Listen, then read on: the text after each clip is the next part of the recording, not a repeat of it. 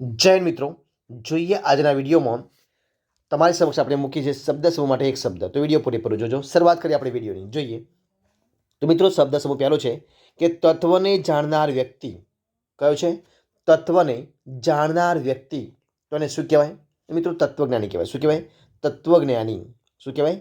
તત્વજ્ઞાની કહેવાય. તત્વને જાણનાર વ્યક્તિ તો તત્વજ્ઞાની. આગળ, પ્રયત્ન કરી મેળવી શકાય તેવું. કયું? પ્રયત્ન કરી અને મેળવી શકાય એવું. તો એને શું કહેવાય? સુલભ. શું કહેવાય? એને સુલભ કહેવાય.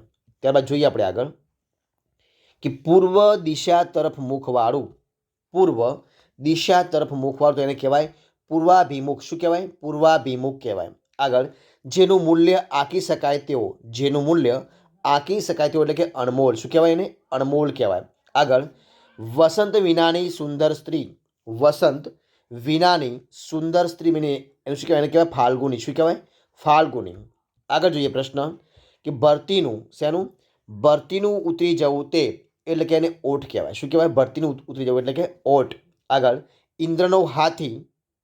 કોનો હાથી? ઇન્દ્રનો હાથી મિત્રો એને કહેવાય ઐરાવત. શું કહેવાય? ઐરાવત. આગળ, અનેકને એક કરવા તે. અનેકને એક કરવા તે એટલે કે એને કહેવાય એકીકરણ. શું કહેવાય? એને એકીકરણ એટલે કે એને એકીકરણ કહેવાય. બરોબર છે. ત્યારબાદ જોઈએ આપણે આગળ કે ઘણા કાળથી ચાલતો આવેલો રિવાજ એને કહેવાય પરંપરા. શું કહેવાય? પરંપરા. આગળ, જન્મ મરણના ચક્રમાંથી છૂટી જવું તે. જન્મ મરણના ચક્રમાંથી છૂટી જવું તેને શું કહેવાય મિત્રો?